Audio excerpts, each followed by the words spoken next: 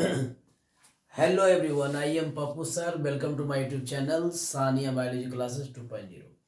आप सभी के लिए हम लेकर आए हैं चैप्टर 16 क्लास 12 का चैप्टर 16 इन्वायरमेंटल इशू यानी पर्यावरणीय मुद्दे। तो पर्यावरणीय मुद्दे से रिलेटेड जितने भी टॉपिक्स हैं इम्पोर्टेंट जो 2024 के लिए है, उन सभी को हम एक एक करके करवाते चले जाएंगे। तो चैप्टर 16 हम लोग स्टार्ट करते हैं, जो हमारे लिए बहुत ज़्यादा ये सेशन बहुत ज़्यादा इम्पोर्टेंट होगा 2024 के लिए। तो चैप्टर 16 जो है, जिसको कहते हैं इन्वायरमेंटल इशू, और इसी को हिंदी में कहा जाता है पर्यावरणीय मुद्दे। पर्यावरणीय मुद्दे यानी इस चैप्टर से रिलेटेड आपको ये सारे टॉपिक्स जो इम्पोर्टेंट होंगे 2024 के लिए, उन सभी को बताया जाएगा। आपको अगर नहीं मालूम है तो आप सीधी सी बात इस तरह समझिएगा कि 2023 में इस चैप्टर से बहुत सारे ऑब्जेक्टिव क्वेश्चंस पूछे जा चुके हैं। तो उन सभी को भी हम ऑब्जेक्टिव क्वेश्चंस और सब्जेक्टिव क्वेश्चन लघुत्तरीय दीर्घोत्तरीय को भी ध्यान में रख करके बताते चले जाएंगे। काफ़ी इजी वे में आपको बताया जाएगा, आसान तरीके से बताया जाएगा कि आप एग्जाम में अगर ये क्वेश्चंस लघुत्तरीय दीर्घोत्तरीय टाइप का अगर पूछा जाए या ऑब्जेक्टिव टाइप का पूछा जाए तो क्विकली यानी इजीली आप किस तरह से उसको बना सकते हैं। तो उन सभी को ध्यान में रख करके ही हम आपको इस सेशन में यानी चैप्टर 16 का सेशन जो है इकोलॉजी का सबसे लास्ट चैप्टर जिसको कहते हैं पर्यावरणीय मुद्दे, उसमें आपको बताया जाएगा। तो सबसे पहले इसमें जानना है कि प्रदूषण क्या होता है। प्रदूषण, जिसको पोल्यूशन कहते हैं, प्रदूषण यानी कि पोल्यूशन जिसको कहा जाता है, ठीक है। तो यहाँ पर क्वेश्चन है कि पोल्यूशन क्या है। तो कहा जाता है कि वह अवांछनीय परिवर्तन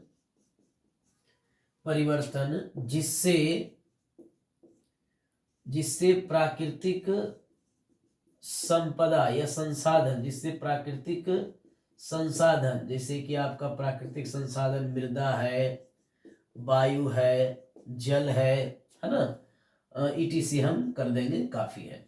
तो वह अवांछनीय परिवर्तन जिससे प्राकृतिक संसाधन के भौतिक यानी फिजिकल, भौतिक, रासायनिक एवं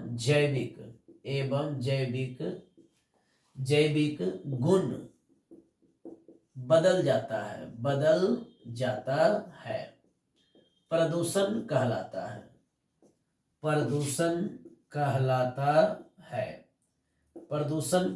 है। काफी सिंपल है, बहुत ही आसान है। जैसे कि आपको बताया जाएगा कि वह अवांछनीय परिवर्तन, ठीक है ना। कहने का मतलब ये हुआ कि प्रदूषण क्या है, तो एक अवांछनीय परिवर्तन है। अवांछनीय का मतलब ऐसा परिवर्तन जिससे पूरी तरह से नुकसान हो यानी हार्मफुल हो। हम लोग इसे अनडिजायरेबल चेंज भी कह सकते हैं। समझने के लिए आप थोड़ा सा अंग्रेजी भी कवर कर सकते हैं कि वह अवांछनीय परिवर्तन जिससे प्राकृतिक संसाधन यानी प्राकृतिक संपदा, नेचुरल रिसोर्सेज जिसको आप कहते हैं, जैसे कि मृदा, वायु, जल इत्यादि के भौतिक, रासायनिक एवं जैविक गुण बिल्कुल समाप्त यानी बदल जाता है, उसको हम लोग क्या बोलते हैं, इस अवांछनीय परिवर्तन को प्रदूषण कहते हैं। प्रदूषण जिससे उत्पन्न होता है उसको पोल्यूटेंट कहते हैं, जिसको यानी कि प्रदूषक को हम लोग कहते हैं पोल्यूटेंट। तो अगर मान लिया जाए प्रदूषक पूछा जाए, सिंपल है, कहना है कि वे सभी कारक जो प्रदूषण उत्पन्न करते हैं प्रदूषक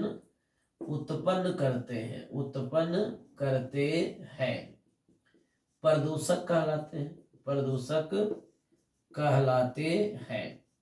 काफी सिंपल है, यानी कि जितने भी कारक इस पर्यावरण में है, यानी कि प्रदूषक आपका पर्यावरण भी हो सकता है, मनुष्य हो सकता है, यानी मनुष्य अगर मान लिया जाए प्रदूषण को उत्पन्न करने में भागीदारी निभा रहा है तो मनुष्य भी एक प्रदूषक है। तो मनुष्य भी हो सकता है, मनुष्य के क्रियाकलाप जो होते हैं वो प्रदूषक की भूमिका निभाता है। और पर्यावरण भी प्रदूषक की भूमिका निभाता है, और भी बहुत सारे कारक हैं जो प्रदूषण के रूप में आते हैं। तो वो सभी कारक, वो सभी एजेंट जो प्रदूषण उत्पन्न करता है उसे प्रदूषक कहते हैं। ठीक है, चलिए, तो अब कहा जाता है कि इसके प्रकार होते हैं। प्रदूषक के कितने प्रकार होते हैं? तो इसके 2 प्रकार हैं। प्रदूषक के मुश्किल से कितने प्रकार हैं? 2 प्रकार हैं। तो दोनों को देखेंगे। तो यहां पर देखिएगा, प्रदूषक का जो पहला प्रकार है, सबसे पहला प्रकार जिसको हम लोग कहते हैं प्रदूषक का सबसे पहला प्रकार हो गया अजैव निम्नीकरणीय। अजैव निम्नीकरणीय, जिसको अंग्रेजी में बोलते हैं नॉन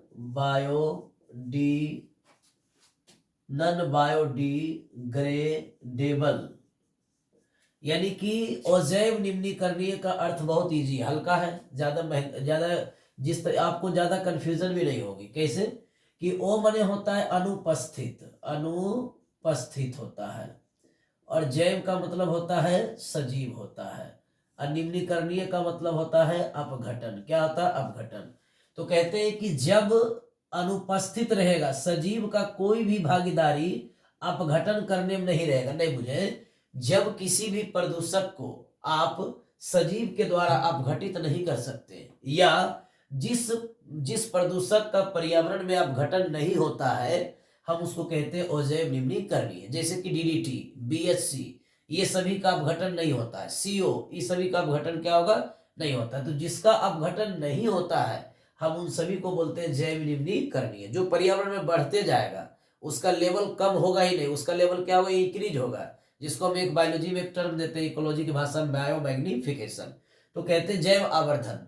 तो कहा जाता है कि अजैव निम्नीकरणीय क्या है? कि वह प्रदूषक जिसका पर्यावरण में अपघटन नहीं होता हो, डिग्रेड नहीं होता हो, जिसका डिग्रेशन पर्यावरण में नहीं होता हो, वह प्रदूषक जिसका डिग्रेशन यानी अपघटन पर्यावरण में नहीं होता है, हम उन सभी प्रदूषक को एक साथ बोलेंगे अजैव निम्नीकरणीय।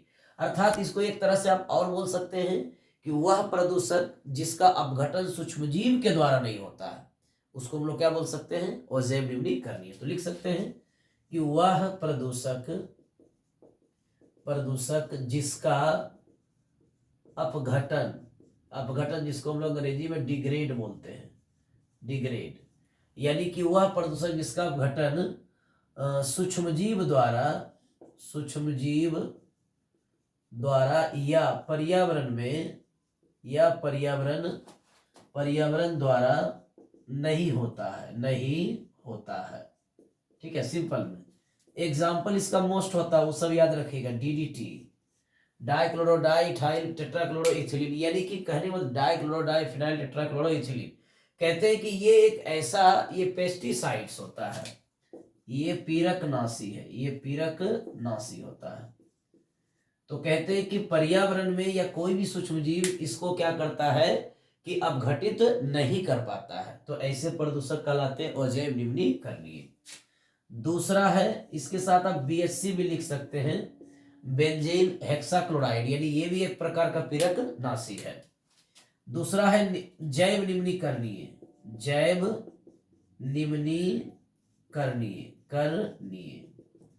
और जैव निम्नीकरणीय नहीं, जैव निम्नीकरणीय, इसको केवल बोलते हैं अंग्रेजी में बायोडिग्रेडेबल। कहने का मतलब है कि दुनिया में जितने भी प्रदूषक हैं, अगर वो सूक्ष्मजीव के द्वारा अपघटित होता है तो उसको कहा जाता है जैव निम्नीकरणीय। जैसे कि बोला जाएगा कि वह प्रदूषक जो सूक्ष्मजीव के द्वारा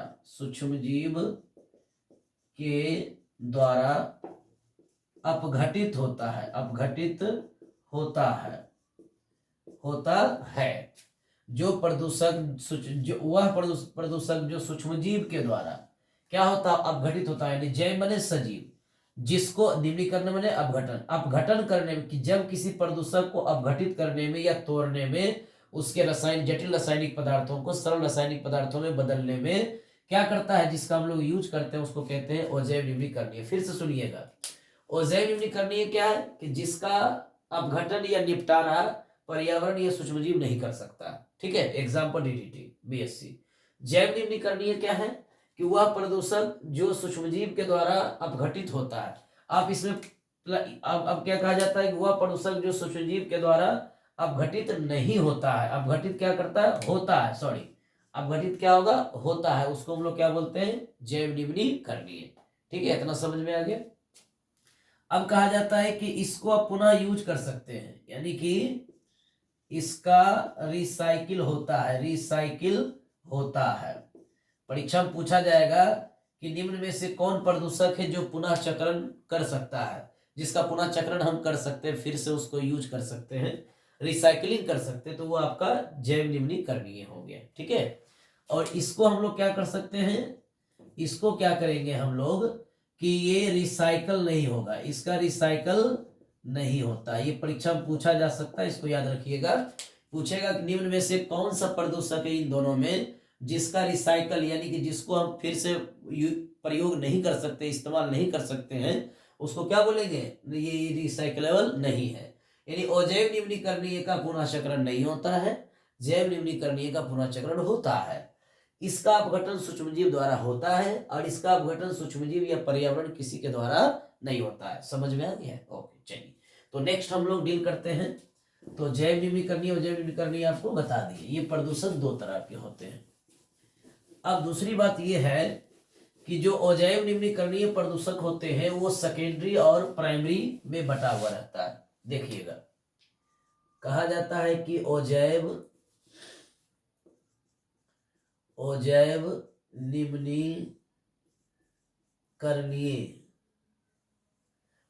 निम्नीकरणीय प्रदूषक जो होते हैं उसको हम लोग बांटेंगे दो भाग में। काफी सिंपल, यहाँ से ऑब्जेक्टिव वगैरह सब टच होगा 16 यानी कि 24 में।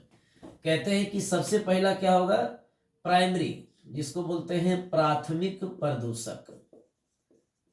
प्राथमिक प्रदूषक ये बहुत ज्यादा इंपॉर्टेंट है, यानी मुख्य रूप से यही माना जाता है, ये मुख्य है। ये क्या है, मुख्य है।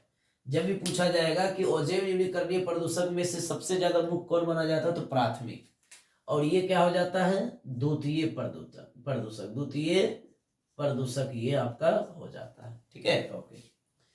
कहते हैं कि जो प्राथमिक प्रदूषक है, आप देखे होंगे प्राथमिक प्रदूषक जो होते हैं वो आपका, इसका एग्जाम्पल इंपॉर्टेंट होता है हाइड्रोकार्बन। हाइड्रोकार्बन, उसके बाद इसको हम लोग कह सकते हैं हाइड्रोकार्बन हो गया, CO हो गया, उसके बाद H2S हो गया। यानी कि ये सभी जो है आपका CO हो गया, हाइड्रोकार्बन हो गया, H2S हो गया, ये सभी, एक SO2 होता है, ये सभी क्या है, इसका प्राथमिक प्रदूषक है, एकदम प्राथमिक प्रदूषक। तो बढ़िया से इसको याद रखिएगा कि हाइड्रोकार्बन क्या है, CO क्या है, यानी कार्बन मोनोऑक्साइड और hydrogen sulphide, hydrogen sulphide, sulphur dioxide, hydrocarbon, ये सभी क्या है आपका प्राथमिक प्रदूषक है। कोई दिक्कत नहीं है, ओके। अब कहा जाता है क्या कि जितने भी प्राथमिक प्रदूषक हैं उन सभी को मुख्य और जैव निम्नीकरणीय प्रदूषक कहते हैं, नॉन बायोडिग्रेडेबल पोल्यूटेंट कहते हैं। यानी अजैव निम्नीकरणीय प्रदूषक का सबसे बेस्ट एग्जांपल है, बेस्ट एग्जांपल अगर याद रखना है तो बोलिएगा प्राथमिक प्रदूषक। ठीक है, ओके। एग्जांपल, द्वितीय प्रदूषक। द्वितीय प्रदूषक, प्राथमिक प्रदूषक का मतलब होता है जो स्रोत से निकलता है, जो स्रोत से निकलता है। स्रोत मतलब जैसे कि हो गया कल कारखाने हो गए, औद्योगिक उद्योग हो गए, इंडस्ट्रीज हो गया, बहुत सारे ऐसे फैक्ट्रीज हो गए, ऑयल रिफाइनरी यानी तेल शोधक फैक्ट्री हो गए, उन सभी से ये डायरेक्ट निकलता है। जो स्रोत से निकलता हो उसको कहा जाता है प्राथमिक प्रदूषक। और जो क्या करता है कि प्रतिक्रिया से बनता है, प्रतिक्रिया से बनता है, जो क्या करेगा, रिएक्शन से बनेगा। किसके रिएक्शन से, तो प्राथमिक प्रदूषक के रिएक्शन से बनेगा, उसको बोलेंगे द्वितीय। एग्जाम्पल इसका सबसे बेस्ट है पेन। आप इसका एग्जाम्पल को हम और डिटेल कर देते हैं, तो ऐसे कर देते हैं, ये आपका जो है बेस्ट एग्जाम्पल इसका होता है स्मोक होता है, स्मोक। स्मोक और एक होता है स्मोग। क्या होता है, स्मोग। ये है इसका क्या चीज, द्वितीय प्रदूषक है। अब कहते हैं कि यहाँ पर स्मोक के बारे में अगर जानेंगे तो स्मोक पूछ सकता है कि निम्न में से स्मोक क्या है, तो एग्जाम्पल होता है NO2, NO, SO2, SO3, उसके बाद CO, CO2, ये सभी आपका जो है स्मोक है, यानी कि जिसको बोलते हैं धुआं, स्मोक बने धुआं। तो ये आपका क्या है, ये द्वितीय प्रदूषक है धुआं, जिसमें क्या क्या मिलेगा इस धुआं में, नाइट्रोजन ऑक्साइड है, नाइट्रोजन मोनोऑक्साइड, ये नाइट्रोजन ऑक्साइड हो गया, nitrogen oxide, nitrogen monoxide, sulphur dioxide, ये नाइट्रोजन डाइऑक्साइड हो गया, नाइट्रोजन ऑक्साइड हो गया, सल्फर डाइऑक्साइड हो गया, और ये सल्फर ट्राइऑक्साइड हो गया, ये कार्बन मोनोऑक्साइड हो गया, और ये CO2 हो गया। इन सभी को हम लोग कहते हैं स्मोक। ठीक है, ओके। अब कहा जाता है कि स्मोक क्या है सर, ये बताइए, ये नहीं जानते तो हम तुरंत कहेंगे, कहीं कोई दिक्कत नहीं है। तो कहा जाता है कि स्मोक जो होता है ये दो चीज से मिलता है, एक मिलता है स्मोक से, एक बनता है फॉग से। क्या बनता है? फॉग से। कहा जाता है यहाँ पर एक ऑब्जेक्टिव और बढ़िया सा पूछा जाता है कि ये जो होता है फॉग, FOG, फॉग, बहुत बढ़िया है। कहा जाता है फॉग, जिसको बोलते हैं धूम कोहरा टाइप का, है ना, फॉग। तो फॉग क्या है, ये भी आपका जो है प्राथमिक प्रदूषक है। ये हो सकता है इस बार छापेगा आपका 24 में। फॉग निम्न में से क्या है, तो प्राथमिक प्रदूषक। इस गलती से भी द्वितीय प्रदूषक आप इसको नहीं लगाइएगा, ये प्राथमिक प्रदूषक है। कौन? फॉग। ठीक है, तो कहते हैं कि फॉग और ये क्या है, स्मोक, इन दोनों के मिलने से ही क्या बनता है, स्मोक, और फॉग के मिलने से क्या बनता है, स्मोक बनता है। क्या बनता है? स्मोक। याद रखिएगा, SMOG, यानी इस तरह इसको लिखिएगा, SMOGE, स्मोक, ये बनता है आपका। अब कहते हैं स्मोक कितने प्रकार के होते हैं, तो स्मोक भी दो प्रकार के होते हैं। एक होता है आपका जो है कि सेकेंडरी, ये जिसको बोलते हैं फोटोकेमिकल, फोटोकेमिकल होता है। एक होता है फोटोकेमिकल, और एक होता है आपका जो है जिसको कहते हैं लंदन स्मोक, लंदन स्मोक होता है। एक फोटोकेमिकल स्मोक, एक क्या है, लंदन स्मोक है। फोटोकेमिकल स्मोक आपका PAN, पेन होता है ना। उसके बाद NO2 होता है, उसके बाद क्या होता है, CO होता है। ये परीक्षा में आया हुआ है। ठीक है, ये परीक्षा में आपका आया हुआ था, ये 2022 के एग्जाम में आया हुआ है कि निम्न में से प्रकाश रासायनिक कोहरा या धुआं में किस प्रकार का कौन सा पदार्थ है, तो पेन है, NO2 है, CO है, इन सभी को कहा जाता है फोटोकेमिकल स्मोक। ये पूछा गया। लंदन स्मोक किसको कहते हैं, बहुत अच्छी बात है। तो कहा जाता है H2SO4, ये बहुत बढ़िया ऑब्जेक्टिव इस बार छाप सकता है कि निम्न में से लंदन स्मोक किसको कहा जाता है, तो H2SO4 के जो धुआं होता है, H2SO4 का जो धुआं होता है, जिसको बोलते हैं हम लोग स्मोक, है ना। H2SO4 के जो स्मोक होते हैं, धुआं होता है, उसी को हम लोग कहते हैं लंदन स्मोक। ठीक है ना, ओके। अब कहते हैं कि यहाँ पर कहा जाता है कि 5000 जो है, ये 500 लोग जो है 1952 ईस्वी में मरे थे लंदन में। कहां पर? लंदन में।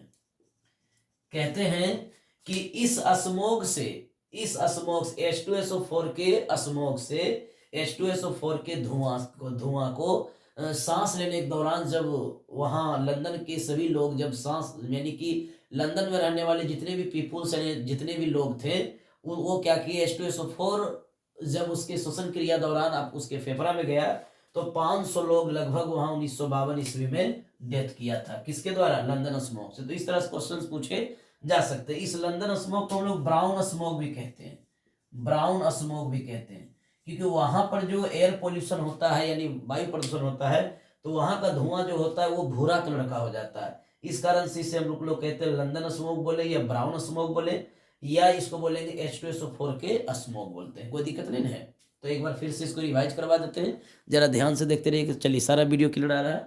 कहते हैं ओजोन निम्नीकरणीय प्रदूषक मुख्य रूप से कौन होते हैं? प्राथमिक प्रदूषक। प्राथमिक प्रदूषक के स्रोत, प्राथमिक प्रदूषक किसको कहेंगे? जो स्रोत से निकलता है। ठीक है। और द्वितीय प्रदूषक किसको कहेंगे? जो प्रतिक्रिया से बनता है, रिएक्शन से बनता है। प्राथमिक प्रदूषक का अगर पूछेगा, जब पूछेगा प्राथमिक प्रदूषक में क्या क्या आता है, तो हाइड्रोकार्बन है, CO है, H2SO है, और SO2 है। फिर पूछेगा कि इसका बेस्ट एग्जाम्पल कौन है, तो फॉग है। फिर पूछेगा कि ओजोन निम्नीकरणीय में सबसे ज्यादा इंपॉर्टेंट, सबसे ज्यादा जो है कि सबसे ज्यादा हानिकारक कौन होता है, प्राथमिक होता है कि द्वितीय, तो बोलिएगा प्राथमिक होता है। ठीक है, ओके। चलिए, अब कहा जाए तो द्वितीय प्रदूषक प्रतिक्रिया से बनता है, और इसका एग्जाम्पल आपके पास क्या लिखे हैं हम लोग? स्मोग है एक नंबर में, दूसरा क्या है? स्मोग। तो स्मोग क्या है, तो स्मोग क्या है, किससे बनता है? तो NO2, NO, SO2, SO3, CO, CO2 के जो मिश्रण होते हैं उसको हम लोग स्मोग कहते हैं। अब कहा जाता है कि स्मोक क्या है, वो तो स्मोक हुआ, के है यहाँ जी है, स्मोक क्या है, तो कहिएगा कि स्मोक और फोग दोनों को मिला देते हैं तो क्या बनता है स्मोक। फोग क्या था, प्राथमिक प्रदूषक, तो वाकई में प्राथमिक प्रदूषक जब रिएक्शन करता है तभी तो बनता है आपका द्वितीय प्रदूषक। तो द्वितीय प्रदूषक हमारा क्या है, स्मोक है। स्मोक कितने प्रकार के होते हैं, फोटोकेमिकल स्मोक, एक होता है लंदन स्मोक। फोटोकेमिकल स्मोक क्या है, कब बहुत ही ज्यादा, इसको सेकेंडरी पोल्यूटेंट कहते हैं, ये बहुत ही ज्यादा हानिकारक होता है, जो बनता है किससे, पेन, NO2 और CO से। और लंदन स्मोक में क्या होते हैं, केवल H2SO4 होते हैं, यानी सल्फर, यानी हाइड्रोजन सल्फाइड होते, हाइड्रोजन सल्फेट होते हैं, जिसको सल्फ्यूरिक अम्ल भी हम लोग कहते हैं।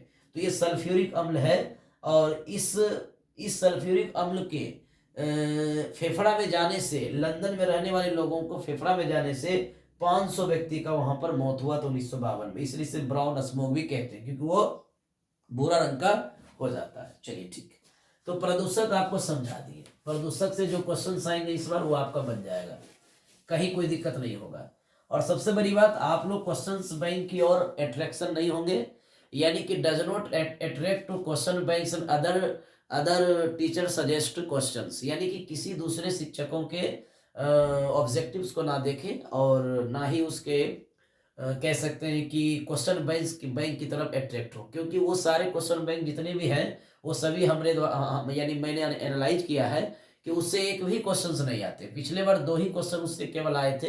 एक आया था कि एलिसा में अभिकर्मक के रूप में, यानी कि रिएक्टेंट के रूप में कौन सा एंजाइम यूज किया जाता था, पेरोक्सीडेज एंजाइम या फॉस्फेटेज, ये आया था। एक आया था हाइड्रोफिली, यानी कि जल परागन की विशेषता को बताएं।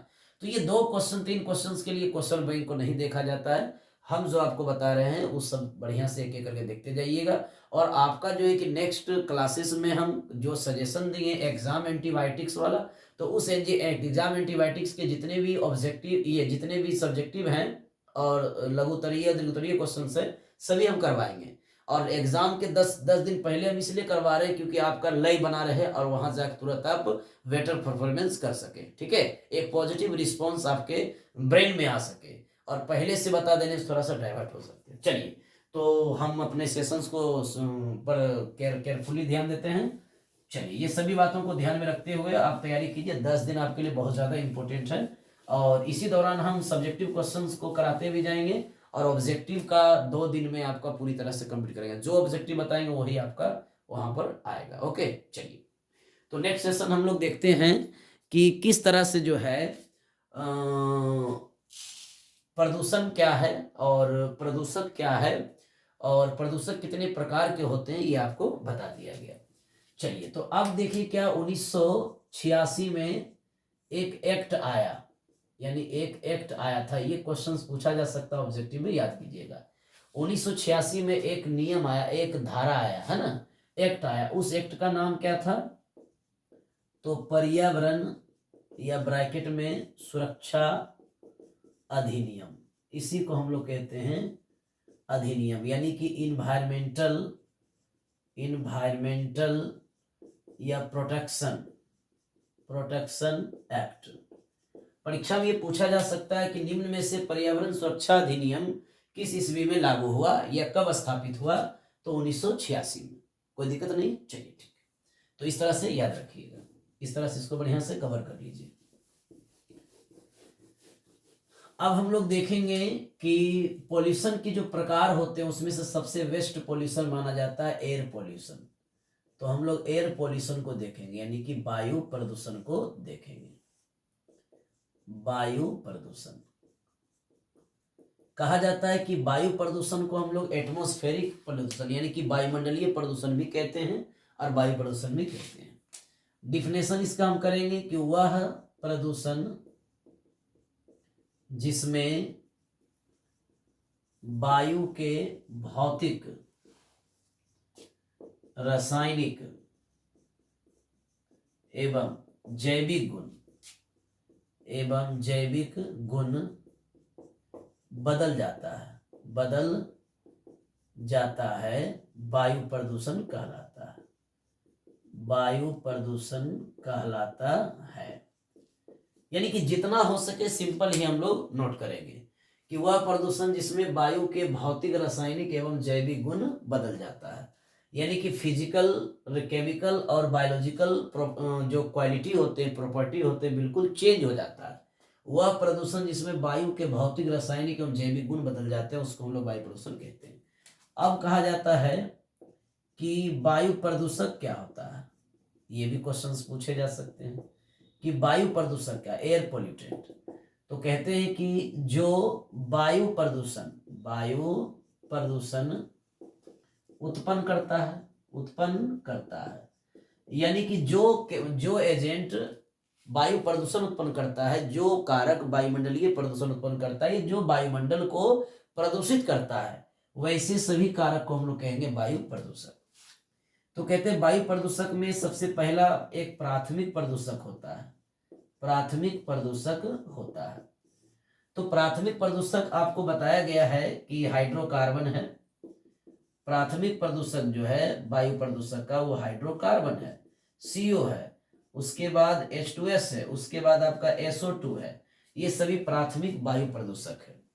द्वितीय की बात करेंगे, थोड़ा सा फिल कर लेते हैं।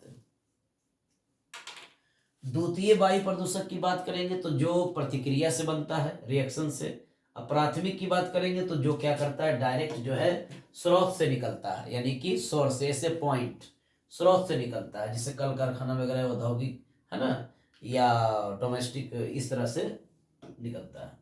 तो कहते हैं कि द्वितीय जो आप लोग देखते हैं, द्वितीय प्रदूषक की अगर हम बात करेंगे तो द्वितीय प्रदूषक की अगर हम बात करते हैं तो इसके ये प्रतिक्रिया से बनता है। इसका एग्जाम्पल्स जो हो जाते हैं वो मेन होता है। इसके एग्जाम्पल्स हो जाते हैं जिसको कहते हैं हम लोग फोटोकेमिकल स्मोक।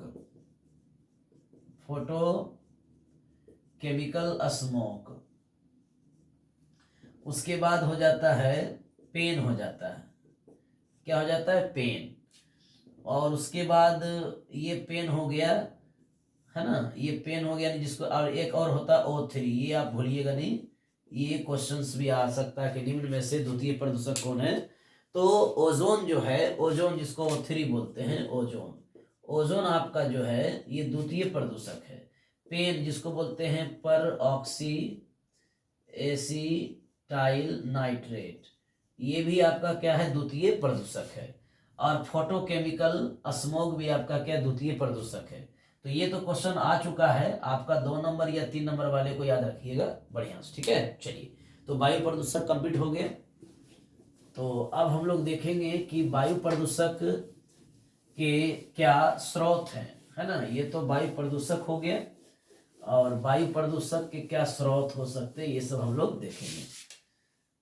तो वायु प्रदूषण के स्रोत या कारण, कहां से वायु प्रदूषण उत्पन्न होता है। तो सबसे पहला है इसका ऑटोमोबाइल एग्जॉस्ट, यानी कि इसको बोल सकते हैं हम लोग मोटर वाहन अपशिष्ट। कहते सबसे ज्यादा, यानी वायु प्रदूषण का सबसे बढ़िया स्रोत माना जाता है ऑटोमोबाइल एग्जॉस्ट। इसको कहा जाता है प्रमुख कारण या स्रोत, इसको कहा जाता है। ये परीक्षा में आ सकता है कि जब भी पूछेगा कि वायु प्रदूषण का सबसे प्रमुख कारक कौन है, कहां से वायु प्रदूषण ज्यादा उत्पन्न होता है, तो मोटर वाहन अपशिष्ट, इस तरह से याद रखिएगा। दूसरा होता है इंडस्ट्री, जिसको बोलते हैं उद्योग हो गया। उद्योग में जैसे कि वाइल हो गया, रिफाइनरी हो गया, रिफाइनरी यानी कि तेल शोधक हो सकता है, या चकिया ये हो सकता है उसका। तीसरा है थर्मल पावर प्लांट,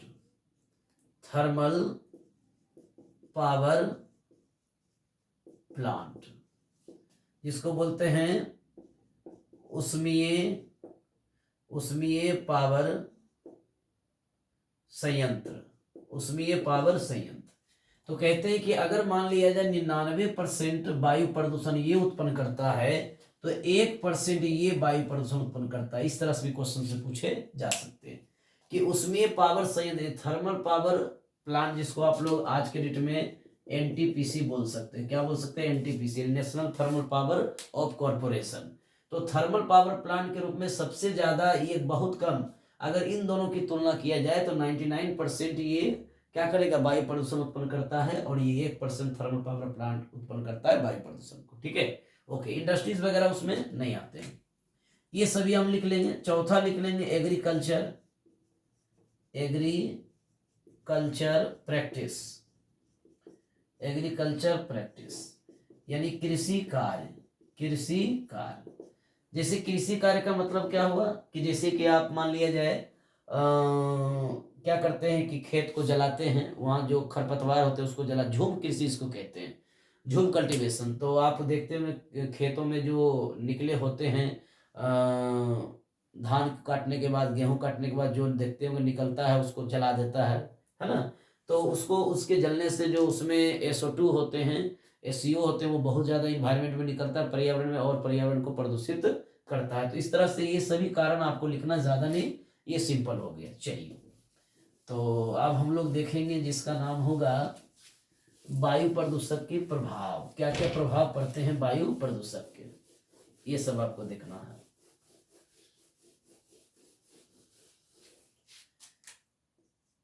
वायु प्रदूषण के प्रभाव यानी कि harmful effect of air pollution. Air pollution, देखते हैं कि एयर पॉल्यूशन के क्या क्या हार्मफुल इफेक्ट होते हैं। तो आपका जो है कि जिसको कहते हैं हम लोग CO, CO आप जानते ही हैं, कार्बन मोनोऑक्साइड है। तो ये क्या करता है? एस्फाइसिएशन, बीमारी पैदा करता है। ये क्या होता है? तो कहते हैं कि हीमोग्लोबिन क्या करता है? हीमोग्लोबिन क्या होते हैं? हीमोग्लोबिन, हीमोग्लोबिन क्या करता है कि ऑक्सीजन को, यानी हीमोग्लोबिन क्या करता है कि ऑक्सीजन को बांध नहीं पाता है, बांध नहीं पाता है, नहीं पाता है। जब आपके ब्लड में हीमोग्लोबिन ऑक्सीजन को बांधने में असमर्थ हो जाता है, तो ऐसी बीमारी को कहते हैं यानी कि एस्फाइक्सिएशन। क्या बोलते हैं इसको? एस्फाइक्सिएशन। तो इस तरह से आपको इसको याद रखना है। दूसरा, ये इंपॉर्टेंट है, ऑप्शन में दे सकता है, टिक लगाइएगा बढ़िया से। अब कहते हैं दूसरा है हाइड्रोकार्बन। हाइड्रोकार्बन, हाइड्रोकार्बन से लंग कैंसर होते हैं, फेफड़ा कैंसर, एकदम एक लाइन में ये सभी प्रभाव हो गए, फेफड़ा कैंसर होते हैं। कहते हैं कि हाइड्रोकार्बन को कैसे आप निकाल सकते हैं? जैसे कि आप टायर जला रहे हैं, टायर के जलाने से, टायर ट्यूब वगैरह जलाने से।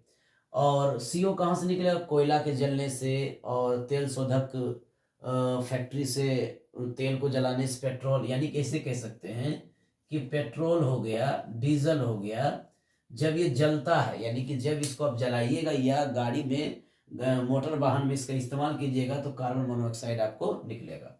अब ये हाइड्रोकार्बन कहाँ से निकलेगा? तो आपका टायर के जलाने से, ट्यूब के जलने से, रबड़ जो होते हैं उसको जलाने से निकलेगा। तीसरा होता है आपका SO2। कहते हैं कि SO2 बहुत इंपॉर्टेंट है, इसको बढ़िया से याद रखिएगा। SO2 क्या करता है कि पौधा में क्लोरोसिस बीमारी पैदा करता है। क्लोरोसिस माने डिस्ट्रक्शन ऑफ क्लोरोफिल, यानी कि पौधे में क्लोरोफिल की जो मात्रा होती है उसको बनने से रोक देता है। तो पत्ता क्या हो जाता है? हरा से पीला, उसको बोलते हैं क्लोरोसिस। अब कहते हैं कि पौधा में ही क्या करता है? नेक्रोसिस पैदा करता है। नेक्रोसिस का मतलब डैमेज टिश्यू, यानी कि पौधे का जो उत्तक होता है वो क्षतिग्रस्त होने लगता है, उसको क्या बोलते हैं? नेक्रोसिस। ये सब होता है SO2 से।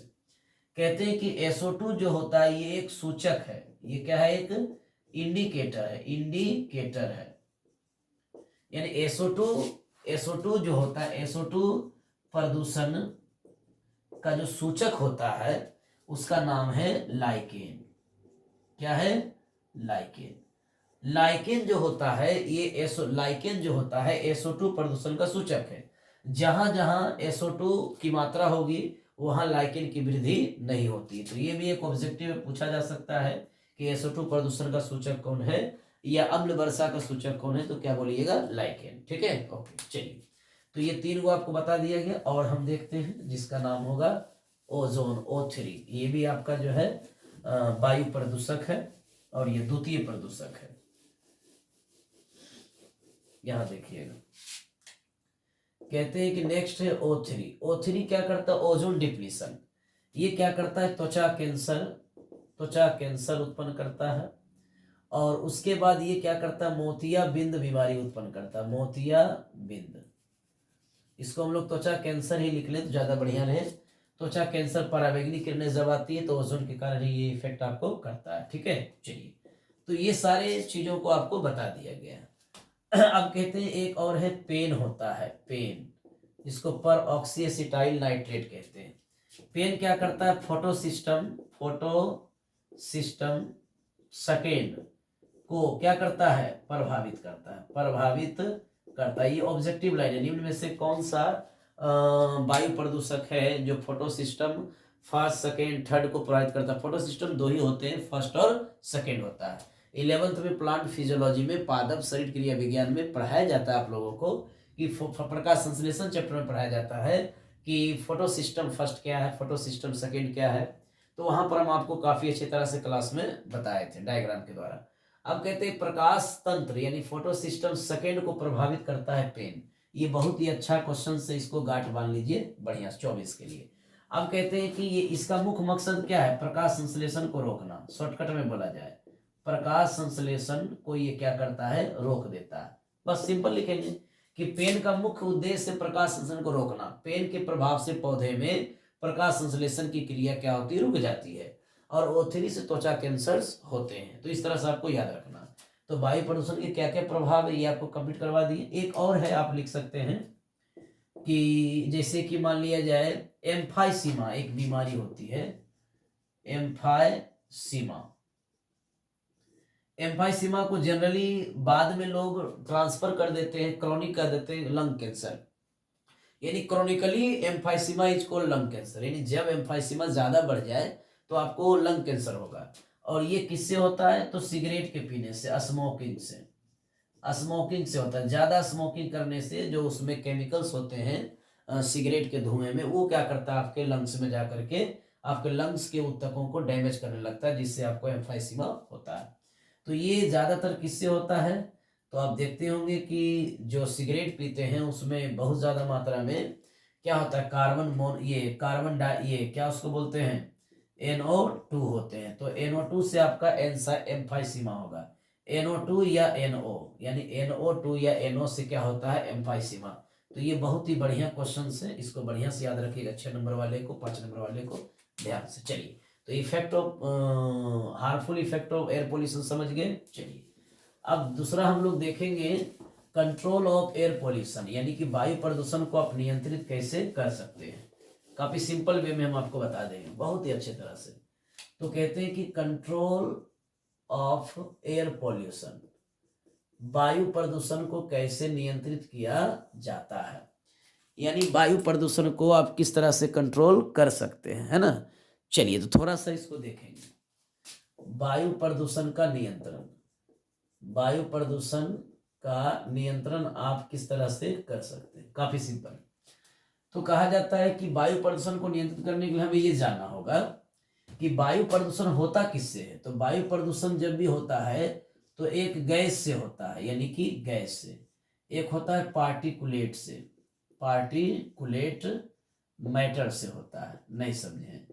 एक क्या हवा में जो कण होते हैं, एक उससे होता है और एक गैस से होता है। तो गैस और कण ये दोनों जिम्मेदार है वायु प्रदूषण को करने के लिए। ठीक है, ओके। अब कहते हैं कि इसके लिए एक बोर्ड बना हुआ है, वायु प्रदूषण को रोकने के लिए जो है एक एक्ट बनाया गया है, यानी कि जिसको हम लोग कह सकते हैं एयर पोल्यूशन कंट्रोल एक्ट, जो लगा है 1981 में बना है। यानी कि 1981 ईस्वी में, ये बहुत बढ़िया क्वेश्चन से पूछा जा सकता है कि वायु प्रदूषण को रोकने के लिए जो अधिनियम बनाई गई वो कब लागू हुआ, तो 1981 में पारित हुआ। अब कहते हैं कि 1987 में जो है 1987 में ध्वनि प्रदूषण, ध्वनि को जो है प्रदूषण घोषित किया गया। परीक्षा में ये भी पूछा जा सकता है, स्टार लगा दिए हैं कि ध्वनि जो होता है, शोर शराबा जो होते हैं, उसको प्रदूषण का नाम दिया गया था 1987 में। तो ये परीक्षा में आ सकता है कि कब ध्वनि, यानी ध्वनि जो होता है, साउंड, डीजे बजना, लाउड स्पीकर बजना तेज आवाज में, है ना, तो जो बजता है उसको प्रदूषण, वो भी प्रदूषण है क्या? तो वाकई में इसको भी प्रदूषण कहा था 1987 में। और एयर पोल्यूशन के लिए एक एक्ट लगाया, कैसे उसको रोका जाता है। अब कहते हैं क्या, एक बोर्ड है जिसको बोलते हैं सीसीपीएम, सीसीपीबी, यानी कि कंट्रोल, जिसको हम लोग कहते हैं कि एक सीसीपीबी बोर्ड है जिसके तहत आपको क्या कर सकते हैं कि वायु प्रदूषण को रोका जा सकता है, कोई दिक्कत इसमें नहीं है। अब कहते हैं centre for control pollution board, central for control pollution board के तहत आपको इसको रोका जाता है। चलिए, तो आज के सेशन में, और आज के सेशन में चैप्टर 16 से इतना ही टॉपिक बताया गया। आप नेक्स्ट सेशन में, यानी नेक्स्ट क्लासेस में आपको फिर बताएंगे। Thank you. और इस वीडियो को थोड़ा शेयर करें और लाइक भी करें और सब्सक्राइब भी करना ना भूलें, क्योंकि हम आपके लिए 10 दिन में गोल्डन पीरियड, यानी गोल्डन क्वेश्चंस लेकर के आएंगे, जो 2024 के लिए बहुत ज़्यादा इंपॉर्टेंट होगा और वो भी छपेगा आपका। ठीक है, ओके, चलिए तो सब्सक्राइब कर दीजिए जल्दी जल्दी। Sania biology classes 2.0।